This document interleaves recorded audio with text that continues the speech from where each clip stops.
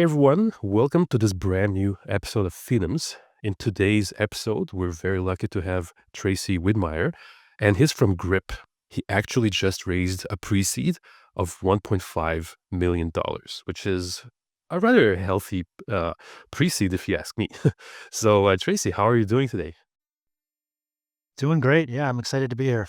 Awesome. Also excited to have you on the pod. So could you tell the audience who were you before you were the actual founder of the startup? What was your life like? Yeah, so I grew up as a software engineer. So I graduated college with an engineering degree, 20, 25 years ago. Pretty early on, got the startup bug. After 2 years, went to go work for my first startup, doing a lot of system development. And we helped turn this startup around. They were bleeding money when I joined. We got them profitable. We were doing, I don't know, 10 million EBITDA, and we said, "Hey, we'll get you to 50." And the founder said, "Hey, I'm good with taking that money off the table," and kind of turned it into a lifestyle business. And I was probably 26, 27 at that point. And I was like, God, I wish I could call the shots here. I would make a different decision.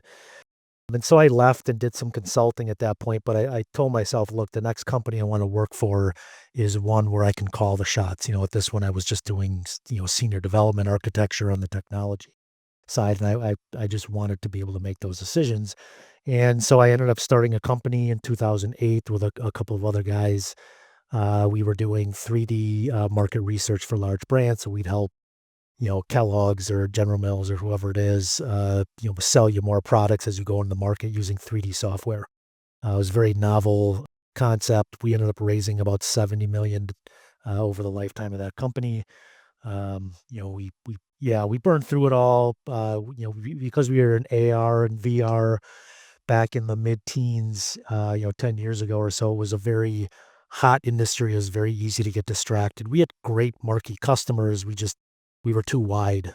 And through that process, made a bunch of different incorrect decisions in hindsight. So long story short, I was there for about 12 years. I, helped recap the company and left. And I got into private equity for a bit. We were doing some roll-ups in technology, and one of them was an IoT sensor-based company for waste management. We would phone out to the waste management hauler when your compactor was full at like a Home Depot or a Lowe's or whatever it was. But that was the first time in my career I could take a laptop and a crescent wrench to the job site, get my hands greasy, pound on the keyboard. And so I grew up on a farm, and it was an interesting tie back to my childhood because I'm like, man, I can use these skills that were part of the first, 18 years of my life. And I really enjoyed it, crossing that with technology and having that expertise. And so I did that for a bit. That company was acquired. I was getting into another roll up, and it just wasn't the same. And I said, "Hey, I think I want to find either a company I'm going to start or one I'm going to work for, early stage in this sort of industrial agriculture space." And I ended up getting hooked up with Purdue University out of Indiana. Purdue incubates underserved ideas in agriculture, and they happen to have the idea for Grip escaping their incubation process, looking for somebody to run it. And I said, "Hey, I own tons of equipment today. I live on a large chunk of land. I grew up farming. I know this space pretty well." One thing led to the next. They tapped me to run it and create a team and start the company. And so that was about 2 years ago, a little more than 2 years ago. So it's been a kind of an incredible journey, but everything culminating to where I am today, if that makes sense. That's an amazing journey that you described there. I'm just curious. You said when you were approximately 27, you had to leave a startup. Can you tell founders that are maybe thinking about leaving their workplace to fly with their own wings? Like, how difficult was it for you to actually let go? Yeah, I mean, I feel like at an early age, I knew it was part of my journey. However, it was tough because at that point I was back in consulting. I had a pretty good salary, six-figure salary at a 27-year-old, 28-year-old was really good. I had a house, I had all these things.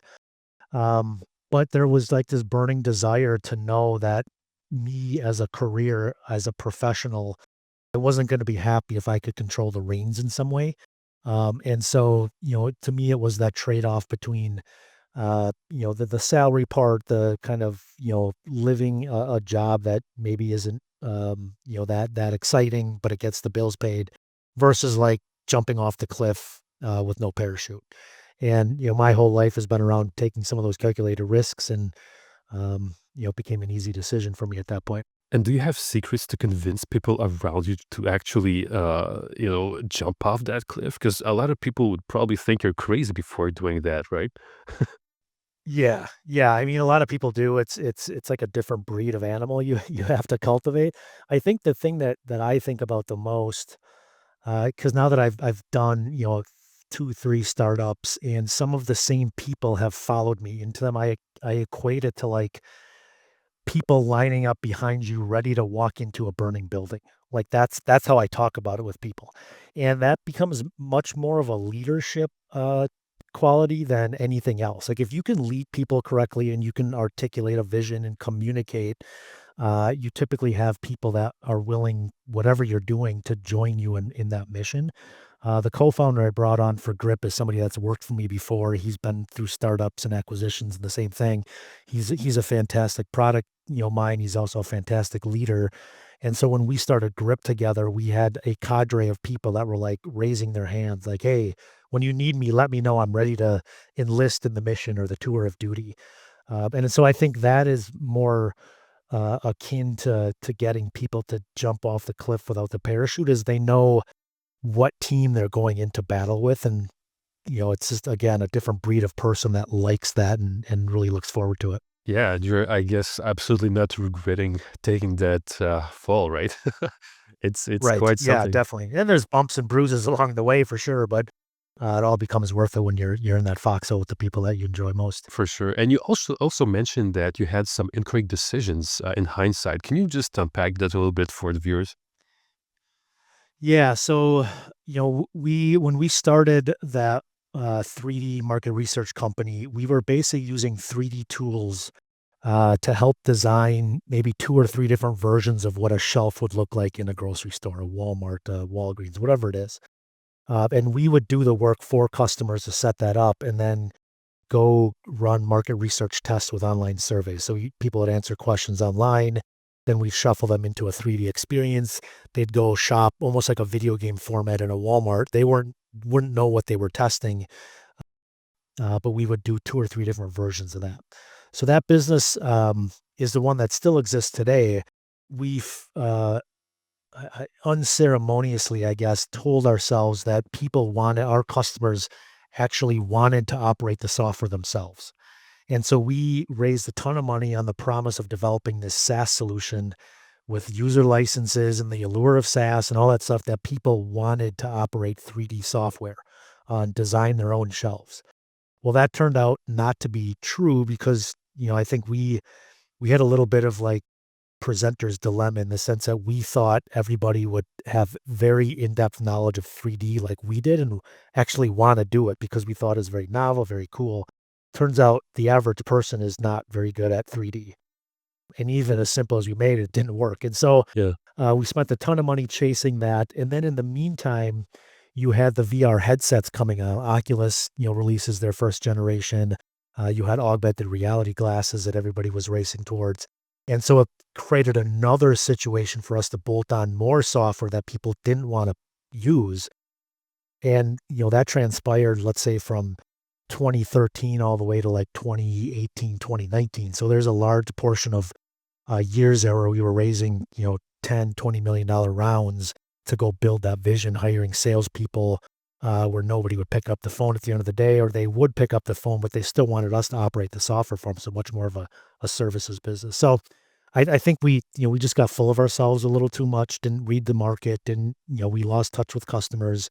And it was a very expensive, set of mistakes. Yeah, I think the expensive set of mistakes are the best, actually. Those are not taught in Harvard or whatever. So Yeah, totally. that's how you get the golden knowledge, you know? Really awesome, and thanks for sharing that. Really appreciate it. And do you remember the aha moment right before you decided, like, okay, that's it. I'm gonna sacrifice the next year or two for Grip. What happened in your life that made you go ahead and sacrifice everything for it? Yeah, good question. So I think I was impressed with the incubation process that Purdue University runs. So they, 2, 3 times a year, they bring in a bunch of industry folks to learn about ideas in agriculture that are underserved. And then they pair that with fellows from outside of ag who might be entrepreneurs or might have deep industry knowledge in some other segment. And they go through this rigorous, like 3-month process to develop what ideas are people struggling with? How do you solve those? What's the market research? What's a go to market business model? All that sort of stuff to arm these companies. And so when I was evaluating Grip on behalf of that, I had a lot of market research information that I typically, as a founder, would have to either go get myself, or I would have known already because I would have been, knee deep into that particular solution already. And neither were true. I knew farming, I know equipment, I know construction, that sort of thing. But just the depth of information there made me much more comfortable that somebody had taken the idea basically to a point where there was a lot of background, a lot of context to reach out to. And so that made it a much easier process. Now, what I will say is like the reason or the solution that Purdue thought they would use to solve this ended up not being true. So they were like, "Hey, we'll solve this with more of like an Uber for mechanics on farms type of approach." And I was a little skeptical because we have $1,000,000 combines and $1,000,000 pieces of equipment here in the States. And I didn't know any farmers that were going to let some random person on their farm to fix that. They have to have shaken their Yeah. hand or had a pre-existing relationship. And so I was a little skeptical, and it turned out to be true. When we went to go walk the first few farms to validate that idea a little bit further, There you go. it turned out not to be true. So we were like, oh my God, like we've got all this research that this issue is a burning issue. The solution to something we're going to have to put our product hats on and do some more discovery to come up with. And, it took us a little longer to get out of the gates than it typically would, but we ended up at a solution that I think is far better and people are asking for.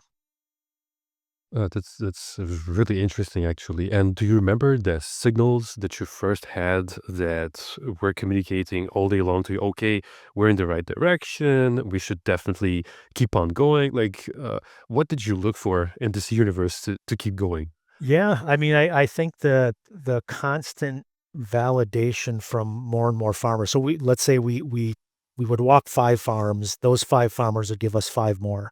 So we'd walk 25 more, and then we eventually walked probably 50, 60 operations, and like, there were just clear signals in terms of what, that the problems were. So, farmers would say, "Look, we have trouble tracking everything that we own. It's not just the stuff on tires. Like, I got facilities, I got fixed equipment, I got motors, engines, irrigation, all sorts of stuff." And they would say, "Look, the market today would have me buy 4 or 5 different apps to manage that." That's a problem for me because it's the same people that I employ that operate all those assets. So you're gonna ask me to train them on 4 or 5 different pieces of software that they're gonna use a few times a month, like, it's just not gonna work. Plus, they all have different pricing models. Like, it's just not gonna work, and so I'll just stay on paper. So that was one. The other part they said is, "Look, when I communicate with my team, I use text and WhatsApp." And the light bulb moment for us was, God, being in corporate America or any corporate situation, that's something that's been solved for decades. Like, Mark, you don't bring your email to your new job, your personal email. There's systems in place to Right. remember who you are, communicate, preserve all those conversations for the entity itself.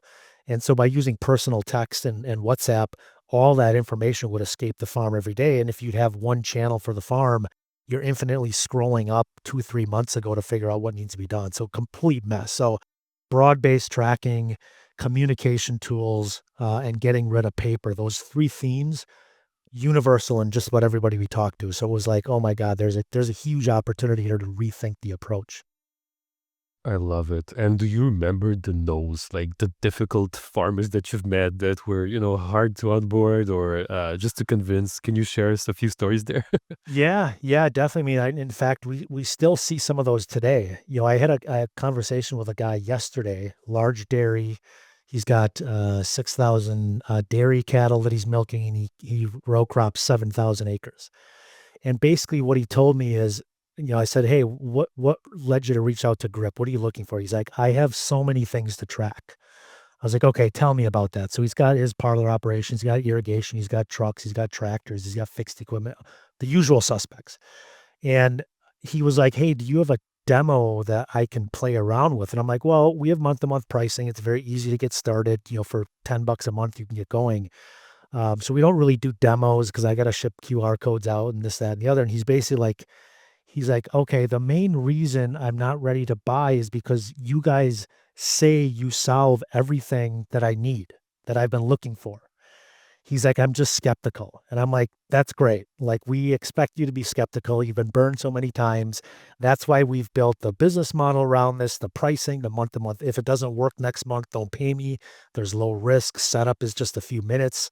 And so we try to Yeah. allure them through that. But we get a lot of that skepticism of people that have gotten burned in the industry for a long time. And because we're combining communication with getting rid of paper plus asset tracking, it's like creating the segment that doesn't exist. And so there's no analog, there's no 5 people that are doing what we're doing, there's nobody. And so the farmer doesn't even know what to search for us, they just know they've been looking for something like this for so long. I love it. It's just like the early days of Airbnb, where they were prospecting literally with physical clients, which is something that pretty much every startup should do that is in this similar niche or similar activity. And if you'd share like a few tips to the founders listening in, like how do you get to convince difficult situations where you're bumping into no's like Yeah, these? I think for us, it's been this very hyper focus on the operator itself. So when we looked at the landscape of agriculture, there's tons of software out there, but there's no one app that's focused on the experience for the guy out in the field on the tractor. Everything else is too complex. It's made for an expert who might be sitting in the home office or in a cube. And so we've just constantly focused on a segment that's been overlooked for a long time, and not necessarily just doing Zoom calls or phone calls or presentations, but literally going out to the field and meeting them in their daily practice. And I think the agriculture and some of these industrial places are a bit unique for that because in order to learn, you have to literally put your boots on and go out in the field, which might be different than somebody selling insurance software or fintech or martech or whatever it is. You're a lot of information workers, which you can meet in Zoom calls and video calls and things like that. But to literally get the mindset of that operator, you have to go on the field. And everybody we hire, we try to get to a farmer or a customer site a couple times a year. Myself and my co-founder are out there, every month, several times we're out meeting customers in the field. And that's the guiding star there. So it's not necessarily what I do for agriculture, but for other founders, like think about what your version of that is for the customer you're solving and never lose sight of that. I think that's a key part of trying to understand your customers, and it really puts you in a spot. I call it making the second best answer, not the first easy one, because if you're not doing that, it's very easy to make assumptions, make a decision because it's quick and you want to move fast, and month later, a week later, whatever it is, you're like, oh, it's not the right decision or it's not going the way I planned. You just learn so many tidbits when you go out and meet people where they work. That's amazing. And before fundraising, do you remember the most difficult moments you went through? Before even thinking, okay, let's do this. Let's go ahead and reach out to investors. Like, share a few tidbits from there. Yeah, I mean, I think for us, because we're in agriculture, North American agriculture, we knew we were going to have to raise capital from ag-focused funds because if you're in ag tech, there's two types of funds: those that know farming and those that don't. And by far, the people that don't know farming outnumber the ones that do by a wide margin. And so what we ended up doing was trying to create a short list of folks that we could reach out to. We knew a lot of their income and the investment dollars that they'd have, whether they're an LP in an ag tech fund or they invest directly, are tied to the success of farming in general. They get money from the crops or the animals they raise.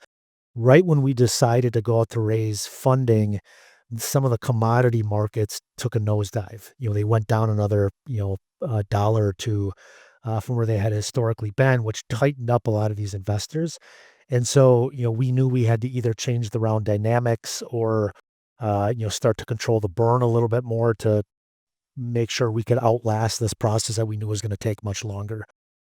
And, that turned out to be true. I mean, even when I raised that 70 million with our CEO at the last company, we thought a 6-month round was a long time, and I was planning for 6 to 9 months. It ended up taking me, about 13 months to raise 1.5 million in ag.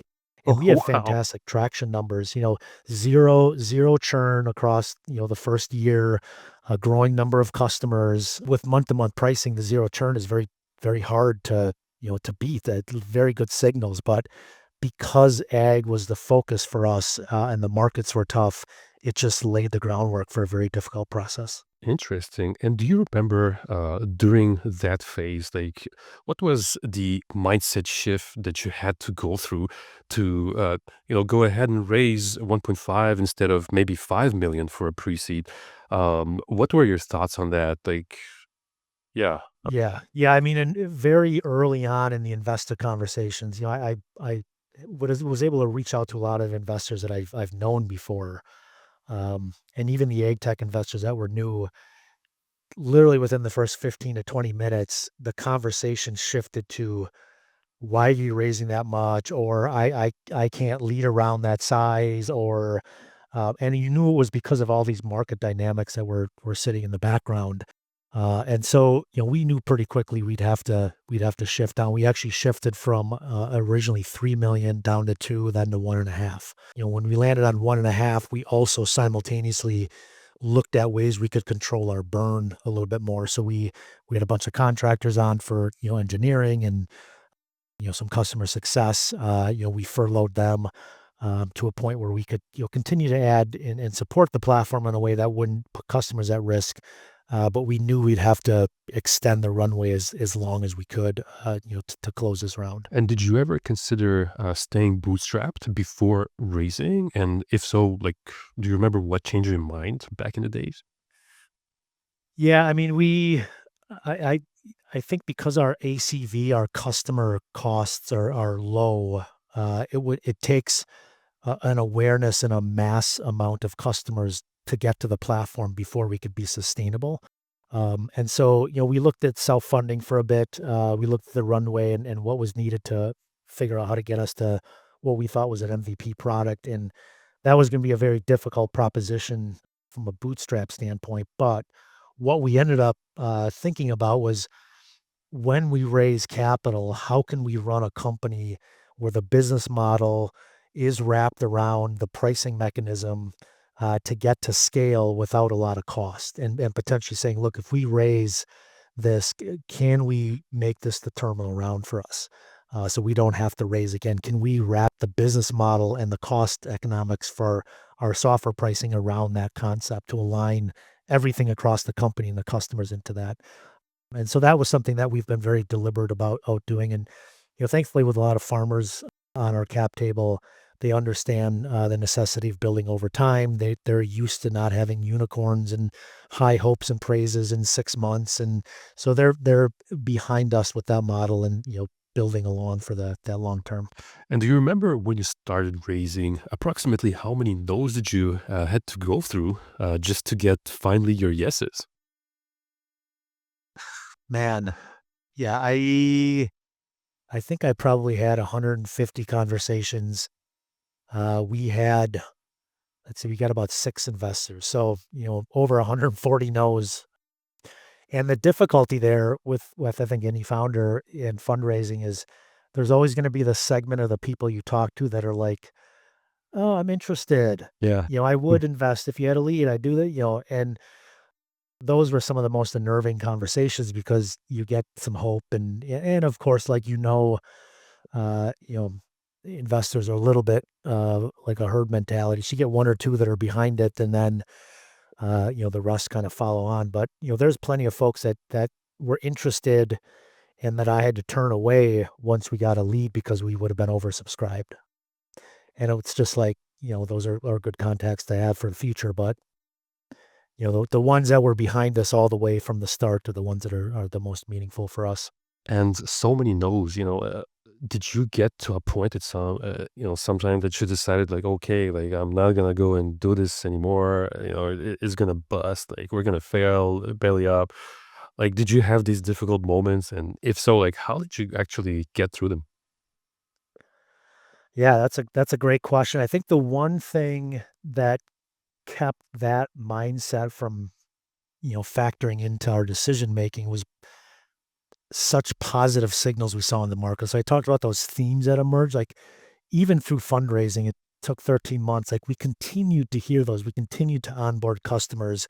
And so in my heart, and because I came from farming and no equipment, I there was not a like I never thought this wouldn't succeed because of the need. Like everybody had the need. 99% of farmers we talk to aren't using software, have this problem. So I'm like, I know we're hitting the mark. People love us. They're signing up. They're not leaving. There's no way this doesn't, like, farmers need this. There's no way we can let this fail. And so I think we just didn't let that factor in. I'm a big fan of, I think it's a Chinese proverb of like what you focus on will grow. And I didn't let into my psyche this mindset of like, well, if I think we're going to fail, I might start focusing on things that are going to make that true. And I just never let it into my mindset. And everything sort of happens for a reason. And maybe that the longer fundraise allowed us to find slightly better investors or whatever it was. But it's difficult. I mean, you get somebody who not only says, I don't want to invest, but they also say what you're doing isn't going to work or isn't possible or whatever the reason. Like that's difficult to hear day in and day out. And you just have to figure out and believe in your process and discover you do and your customers and continue the good fight. For sure. And can you describe the craziest moments you had when you were meeting investors? Do you have maybe some memories that you'd like to share from the meetings that you had? Yeah. Yeah, yeah, definitely. I mean, this didn't happen with Grip, but when I was out with our CEO raising the fundraising for that Right. 70 million, one of the rounds there, there's two stories that came out. One, we were meeting with the CEO of a device manufacturer out of Taiwan, Okay. and In we meet. Taiwan, or We did they travel No, to the we United met States? just in San Francisco. Ah, So okay. Got it. they Got it. had flown over. They had come to the U.S. like once a month. So we met her there, and we're in a conference room. My CEO gets up, very boisterous. He's talking about the product. He's pitching well, and I'm sitting in the back, and yeah, I didn't have the heart to tell him in the middle of the pitch that his zipper was down on his trousers. And he's just like knocks the pitch out of the park. The CEO's interested, and I know she's just like ignoring. I mean, you couldn't see anything, but it was just like he's standing up here, doesn't know it. So him and I joke about that all the time when we talk today, even. And then there's another example. We had this is again in San Francisco. We're meeting with a corporate VC that managed funds for a CPG company, and the meeting was supposed to be at like 5 o'clock p.m. We show up. Nobody answers the door. There's no secretary in there. He finally comes to the door. It's like 10 minutes later. He's like, hey, I'm just finishing a call. Walks us into the conference room. He's like, I'm going to be about 20 more minutes. But we go into the conference room and there's a bunch of glasses and bottles on the table. He's like, why don't you guys clean up in here and then I'll meet you guys here in 20 minutes to share the pitch. And we were like, are we the cleaning staff here? Like what's going, we were just shook. It was like, so fine. Right. We clear, we set the laptop up. The meeting was supposed to last till 6. He shows up 10 minutes left in the meeting. And I was like, okay, you guys got 10 minutes to pitch me your company. So what turned out to be a 60-minute meeting was 10. And we all but like flipped the table, got up and walked out. Of course, we did 10 minutes and said, look, I don't think this is going to work. But just the attitudes that you meet in some of these cases are flooring. Interesting. Super interesting. And that zipper incident, did you actually raise following that meeting? We didn't raise from Uh-huh. her, but her company did become a partner of ours. Okay, So well, at perhaps a least better there's outcome. there you go. Yeah. Yeah, there's a good outcome there. And thanks for sharing that. That's literally hilarious. And do you remember coming back to this pre-seed that you went through right now? How long did it take to actually, receive the funds in your bank account? Was this like a quick process or? No, yeah, so we started raising March 1st. The first, tranche of about 200,000 came December 1st, Mhm. and I didn't get all of that 1.5 in my bank until the end of April the following year. Oh, So wow. about 13, 14 years of or, months of raising That's long. before I got the final. Yeah, I Yeah. think it's important to note this because a lot of founders can assume that this process is fast. Like, they go ahead, talk with investors, and poof, the money will appear in a week or two or maybe three. But you got to stay really, really patient, I guess. Right. Yeah, you're following up every lead until, like, that last cent is in the bank, and I think, it's not to say fundraising can't happen quickly. I think it can. In certain industries, that the we had great traction metrics. In any other industry, we probably would have closed a lot faster, but being in agriculture with limited, investment dollars across the LP base and it being a difficult, agriculture, environment anyways, just added to that, Right. elongation of the process. And while you were signing the term sheets and all that, do you remember if you used any resources like to make sure that it's aligning with your values or anything? Like, can you share maybe some tips regarding that? Because probably there's founders listening in that might be going through the process of closing a round. So maybe any tips that you can share there?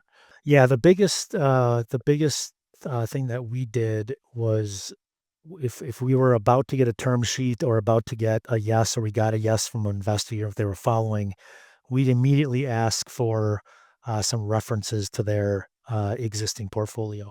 And oftentimes, like, if you ask an investor to give you references to a portfolio company, they're gonna give you the best ones. And so a lot of times what you can do instead is look at who's in their portfolio, maybe look at who's been there the longest and say, "Hey, I would like an intro to XYZ founder." And you can find their name because, this stuff is easily found online. And so what that allows you to do, or just reach out to that founder directly and say, "Hey, look, I'm looking at taking some capital from, some particular investor. I'd like, to talk to you about their track record and how the relationship's been." I think that's gonna be the best way, to get to the folks that have highs and lows, and you're not just gonna get a rosy picture there. I would recommend everybody do that. Find a way to do that. Yeah, and can you please share also the moment where you spotted that the capital hit your bank account? Like, how did you react? Yeah. Yeah. Yeah, me and my co-founder, we get the alerts, from our banking, anytime there's a deposit. So even if it's like a Stripe deposit of $90 to like a deposit of 200,000 or 400,000 from some of the investors, it's exuberant. It's like this sigh of relief. You're happy. You're like, oh my God, things are gonna work. They're rolling in the right direction. Where were you when you received the capital? Do you remember? Like, were you driving or? No, we were both actually, on a call. We were on a Oh, Zoom call together, doing some product reviews because he's up in Seattle. I'm in Wisconsin, and we see the notification come across, and I think his comment was, "Well, I guess we're staying in business now." And it was interesting because, a couple of days later, a large portion of it goes out because you got to pay past vendors and, all sorts of stuff like that. But it's yeah. so worth it to have that experience. And do you remember, did you adjust your strategy right when you started getting the capital? Like, what were the first steps that you did once you got funded? Yeah, so the first thing we did is so some of the engineers, that we had furloughed who were contractors for us, as we could see the tea leaves or the tunnel, the light at the end of the tunnel of that capital coming in, we kept them in the loop in terms of, wanting them to come back. So it was important for us to secure the people who already knew the platform, had built the early versions of it. So we tried to precede that as much as we could, no pun intended. And then using that slight sort of shift in terms of figuring out how to create a business, to get to cash flow positive, the decisions we made were in effect to not spend as quickly as we might have otherwise. And I think, it's been the right decision in hindsight, but we had to make tough decisions there in terms of where to invest. And again, the second best answer, not the first easy one of, oh, just hire this person, hire that. The cash is there, but you want to make sure till the last possible moment of irresponsibility that it's the right decision. For sure, for sure. And because you're building software, like how fast when clients, request a feature, do you go ahead and implement it? Yeah, so for us, and this is something my co-founder is really, really good at, is we don't build one feature for off of a one request. What we will do is we've got to hear it 3, 4, 5 times before, because typically what'll happen, you'll hear the underlying same feature 5 times, let's say, but we have to synthesize those 5 different requests into one general purpose feature that we can release for everybody. And so that's a bit more of a long process, a little bit more deliberate process. But once we hear it, I mean, typically, you know, 2, 6, 8 weeks, somewhere in that process, depending on the feature, we can, once we say go, we can get that out and live. And we've got customers that appreciate, my co-founders had somebody yesterday who we had just released a feature that they had requested, I think back in March. And so, 6, 8 weeks later, the thing that they need is out and it's benefiting everybody. Yeah, because a lot of founders, they run after the next shiny object that clients ask for, and it can definitely steer the startup into a pole and just destroy it. So you Yeah. definitely have to be careful on what you're focusing on. And how did your team grow since you got funded? I mean, yeah. Yeah, so right before fundraising, the first close there, it was just myself and my co-founder. We had sort of, pulled back everyone else. I think at this point through contracting, we're about 7 to 8 people, and I think we'll hold that for quite a while at this point. Yeah. And going back, would you change anything, knowing what you know now about where you are currently, the way that you've built the startup? What are the major observations that you see there? I probably would have launched our product a lot sooner. I would have probably honed in on my ability to listen to my gut a little bit more. When we heard a lot of these themes stacking up over and over again, we had a little bit of the mindset of like, "Well, let's get one more and one more piece of feedback." And, it turned out to work in our favor there, but it would have allowed us to launch the product a lot sooner, which would have helped maybe some of the traction metrics even further than they did. Yeah, and speaking about that, like, how do you feel about competitors out there? Like, how do you get around the fact that there are other ag tech businesses, trying to compete? Like, what is your mindset when it comes to just having a good rest, knowing that there are others like you trying to do almost the same thing, or even if you're unique, like what's Right. the moat you're building for yourself there? Yeah, I mean, I love that you asked what's the mindset there as opposed to who are the competitors, right? Because it's very easy to list competitors. And this is one of those hard lessons that I learned back at my previous company is we would oftentimes chase our competition in terms of the features they were doing, which if you think about that mindset, it's backwards because you're automatically chasing somebody's tail, right? So Yeah. they're automatically ahead of you. Yeah. And so I think for us, what we pride ourselves on is focusing on feedback from our customers so in depth that if we see like we've seen competition from people who create fleet software outside of ag start to adopt some of the technologies that we've brought to market. And instead of saying, hey, let's look at what they're doing and chase them, I'm happy to let them chase our tail because that means we're 6 to 12 months ahead of them in terms of our discovery with our customers. And we just have to trust that we're the sharpest product minds. We focus on customers. We're out in the field often.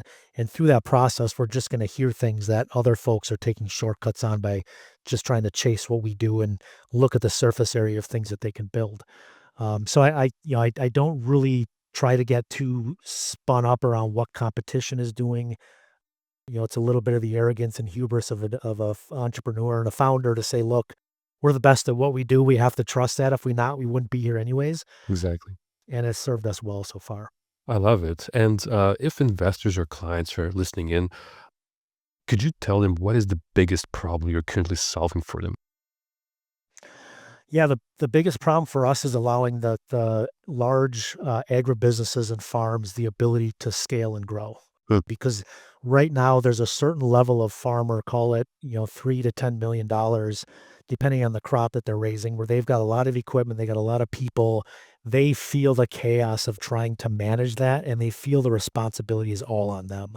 And so what we try to do using Grip is to provide a streamlined approach to that, where the operators that are already paying become their eyes and ears, and they become accountable for that culture of care on the operation, which has immediately freed up the owners and the managers to focus on growing the operation, acquiring more acres, growing a better product, wherever it is. And so that peace of mind allows them to get to a point that they just haven't had before.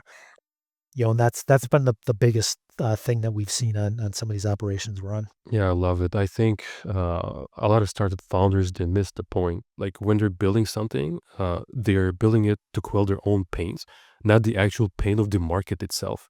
And Yes. it does get a lot of startups stuck in the rut, and it can easily kill a startup also if you're not listening to the market itself, right? So I love that you're mentioning this.